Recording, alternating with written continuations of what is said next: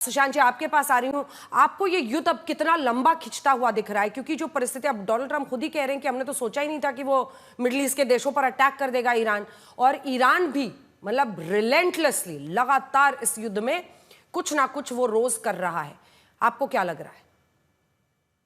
Anjana, Iran जो कर रहा है, जितनी उसकी क्षमता है वो उतना कर रहा है, लेकिन कुछ ना कुछ करने से उसकी जो अर्थव्यवस्था है, उसकी जो बाकी सारा का सारा सिस्टम है, वो जिस तरीके से हम्म। तबाह हो रहा है, उसको रोक नहीं पा रहा। मेरे ख्याल एक ये चीज हमारे को ध्यान में रखनी चाहिए। यहाँ तो बहुत बात हो रही है क्योंकि हम थोड़ा बहुत थर्ड वर्ल्डिज्म, एक हमारी मानसिकता ऐसी हो गई है कि एक छोटा देश बड़े देश के साथ लड़ रहा है, तो हमारी हम थोड़े सिंपथेटिक हो जाते हैं छोटे देश की तरफ। लेकिन जो वास्तविकता है वो ये है कि हम लोग ये तो दिखा रहे हैं कि दुबई के ऊपर या सऊदी अरेबिया में या बाकी खाड़ी के देशों में इजराइल के ऊपर मिसाइल दागे गए हैं, लेकिन ये कोई नहीं बता रहा कि ईरान के अंदर कितना नुकसान हुआ है और कितना भीषण नुकसान हो रहा है, और कितनी तबाही वहां पर मच रही है। और जिस दिन ये जंग खत्म होती है उसके बाद ईरान कैसे अपने आप को संभालेगा, कैसे लोगों का ध्यान रखेगा। अभी तो जंग का माहौल है, एड्रेनलिन पंपिंग कर रहा है, हो रहा है लोगों में, तो हम्म। बात अलग होती है। लेकिन जब जंग रुकती है तो फिर रोटी के लाले पड़ जाते हैं लोगों को। तो वो भी एक वास्तविकता है। तो ईरान अब बयान तो ये देगा कि हम ताहयात जब तक जिंदा हैं तब तक लड़ते रहेंगे, इस तरीके के बयानात अक्सर युद्ध में सुनाई देते हैं। लेकिन उसकी क्षमताएं कितनी हैं और वो क्षमताएं किस स्पीड से निकाली जा रही हैं इसराइल और अमेरिका द्वारा, मेरे ख्याल इस पर हमारे को ध्यान देना चाहिए। दूसरी चीज ये, क्या अमेरिका या इसराइल इस युद्ध को बीच में छोड़ कर जा सकते हैं? देखिए, वैसे ही क्योंकि ईरान ने जो अरब देश हैं उनको टारगेट किया, तो वहां पर एक कड़वाहट तो आ गई है। एक कड़वाहट तो सदियों से है अरबों के बीच में और ईरानियों के बीच में। लेकिन जिस तरीके के हमले हुए हैं उन देशों के ऊपर, उनकी अर्थव्यवस्था को डैमेज करने की कोशिश की गई है, वो भी बहुत ज्यादा गुस्से में है ईरान के खिलाफ। मेरे ख्याल इस और वो ये नहीं चाहेंगे कि अब अगर ईरान के खिलाफ युद्ध हो रहा है तो इसको जल्दी से जल्दी बंद कर दिया जाए, हम्म। क्योंकि अब उनको ईरान से जो खतरा है वो उनको उसकी वास्तविकता जो है वो उनको नजर आ रही है। हाँ। तो वो भी एक पहलू होगा। और ठीक है। ना इसराइल और ना अमेरिका चाहेगा कि बिना कुछ उद्देश्य को हासिल किए हम्म। इस युद्ध को रोका जाए। हम्म। अभी तो 2 हफ्ते हुए हैं, हो सकता है 2 हफ्ते, 4 हफ्ते, 6 हफ्ते, 8 हफ्ते और चले, हम्म। और फिर कोई ना कोई तो पीछे हटेगा। हम्म। लेकिन कोई बहुत जल्दी ये खत्म होगा, मुश्किल लग रहा है। और अगर ऐसा ही होता है जैसी आशंका वो जाहिर कर रहे हैं और पूरी दुनिया अब जाहिर कर रही है, तो शहजाद जी, आपको क्या होता हुआ दिख रहा है? क्योंकि अब ये भारत ही नहीं, पूरे विश्व के लिए चिंता की बात होनी चाहिए। अ, ईरान में ऐसा तो है नहीं कि अचानक से कोई हृदय परिवर्तन वाला नया रिजीम आ जाएगा। एक खामनई तो नए खामनई वहां आ जाएंगे। ये जो मतलब स्थिति बन रही है इस युद्ध के फैलाव की, वो कितनी बड़ी चिंता की बात? देखिए, काले बादलों के बीच भी मुझे एक आशा की किरण नजर आ रही है। पूरी दुनिया आज की तारीख में दो खेमों में बटी हुई है, पर वो जो आज आपने तस्वीरें दिखाई ना, दो शिप्स की, शिवालिक की और नंदा देवी की, वो केवल भारत की एनर्जी सिक्योरिटी को पूरी करने वाली तस्वीर नहीं है।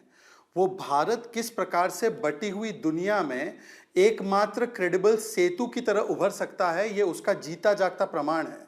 अंजना जी, सोचिए, कल्पना कीजिए, इजराइल जिसके साथ हम टेररिज्म के विषय पर अडिग खड़े हैं, जिसके साथ हमारी स्ट्रेटेजिक पार्टनरशिप है, यूएसए, यूएई, जीसीसी जिसके साथ हमारे ग्लोबल और पीपल टू पीपल कॉन्टैक्ट्स है, और ईरान जिसके साथ हमारे सिविलाइजेशनल संबंध है, और ह्यूमैनिटेरियन जेस्चर के रूप में हमने आईआरआईएस लवान को भी यहाँ पर डॉक करने का अवसर दिया।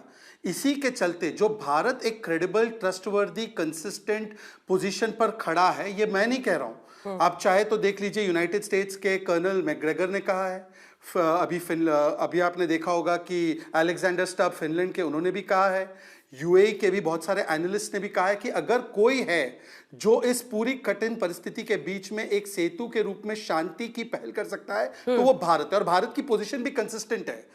युद्ध शुरू होने से पहले हमने कहा रिस्ट्रेंट रखिए सभी साइड से, युद्ध शुरू होने के बाद हमने कहा कि डीएस्केलेट करना जरूरी है। भारत एक लौता देश है जिसने Iran, Israel, Russia, European union, Saudi, Oman, उसके अलावा कतार, कुवैत सबसे बात की। हाँ, देखिए, हमारा एक लक्ष्य सेकंड आपको टोक रही हूँ। बगदाद में अमेरिकी दूतावास के करीब हमला, जिसकी खबर भी हमने आपको पहले बताई थी। बगदाद में ड्रोन हमले के बाद ये जोरदार धमाका हुआ है।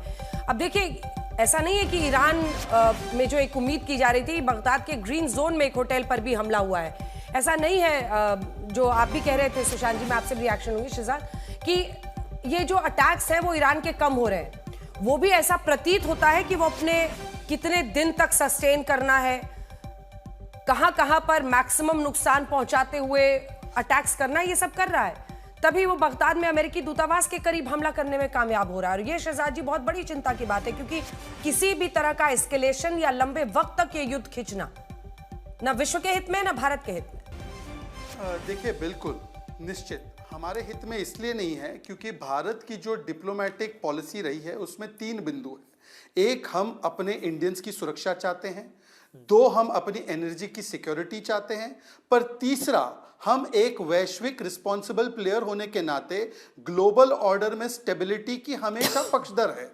और एक चीज सुशांत जी भी बोलेंगे, भारत की पॉलिसी क्योंकि कंसिस्टेंट रहती है, ये इवेंट सेंट्रिक नहीं, ये पर्सनालिटी सेंट्रिक नहीं, ये प्रिंसिपल सेंट्रिक रहती है। मैं आपको उसका उदाहरण देता हूं। जब हम व्लादिमीर पुतिन से बात करते हैं यूक्रेन रशिया क्राइसिस के बाद, तो हम पुतिन जी से भी कहते हैं कि Putin ji, this is the era of Buddha, not the era of yuddh. हम जब ज़ेलेंस्की से बात करते हैं, वही मैसेज रिटरेट करते हैं। हम 23,000 भारतीयों को सुरक्षित वापस लाते हैं।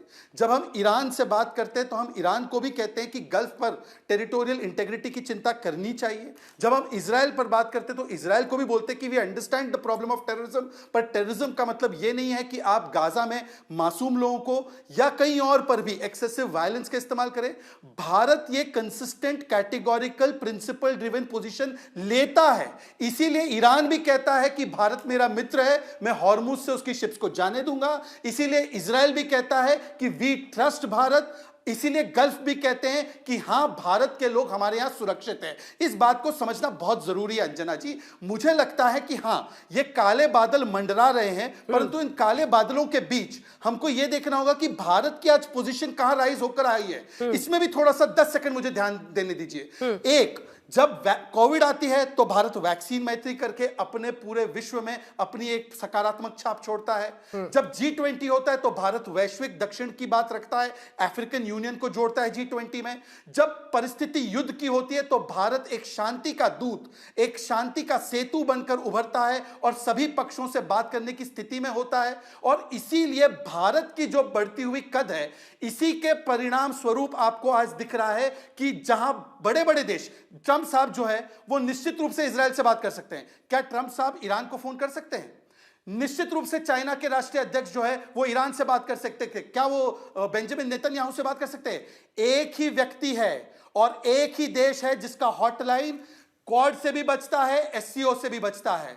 एक ही व्यक्ति है जिसका हॉटलाइन पुतिन से भी बचता है, ज़ेलेंस्की से भी बचता है, ट्रंप से भी बचता है, और वहां पे हमारे ईरान के जो राष्ट्रीय अध्यक्ष है, ईरान के जो नेता है, उनसे भी बचता है। वो है भारत। आज भारत जिस स्थिति में आकर खड़ा है, मुझे लगता है कि इन काले बादलों के बीच हमें इसको भी एक्नॉलेज करना बहुत जरूरी है। ठीक है, अब बेनी साहब आपके पास मैं अब आना चाह रही हूं। देखिए, पूरी दुनिया में एक चिंता है कि ये युद्ध कितना लंबा खिंचेगा, और इजराइल जाहिर तौर पर चाहता है कि उसके एंड गोल, लेकिन क्या एंड गोल? मुश्तबा खामेनी वहां पर अगर सत्ता में आते हैं तो उससे ईरान की जो एंटी इजराइल या एंटी अमेरिकन फीलिंग है वो कहां से खत्म होगी? मतलब ये क्या है एंड गोल जिसके लिए युद्ध इतना लंबा खींचने के लिए हो रहा है, और जो स्थिति है उसके बारे में आपका क्या अपडेट देंगे वहां से आप, तेल अवीव से? अंजना जी, नमस्कार फ्रॉम इजराइल। नमस्कार। युद्ध अभी चालू नहीं हो गया है। 47 ईयर्स, 47 साल हम लोग युद्ध कर रहे हैं। जो ईरान की रेजिम थी, उन्होंने प्रॉक्सीज बनाए, उन्होंने हिजबुल्लाह को बनाया, हमास को बनाया, खुतीम को बनाया, इराक को बनाया। This is 47 years old war. We are fighting. You can see backward with Israel. कितने सारे हमारे इधर लड़े हो गए, और किसके इसके अंदर ईरान ने किए सब, ईरान के प्रॉक्सीज ने किए सब। तो ये वॉर जो चली है वो अभी से चली नहीं है, बहुत साल चली है। और not only that, for 47 years जो ईरानियन पब्लिक है ऑल्सो उन लोग सफरिंग कर रहे हैं। नहीं, हम लोग तो अभी बोलो ना, 2 हफ्ता हम लोग सफरिंग कर रहे हैं। We are going to the shelters, we are working and going to the shelter. I am in my office, I am working and going to the shelters because we don't have a choice. And I think, as per my opinion, मेरे तरफ से Israel की war, till the end, I don't know. I mean, it must be. See, we want to live in peace. If हम लोग को piece में रहना है, तो we are able to sacrifice also ourselves.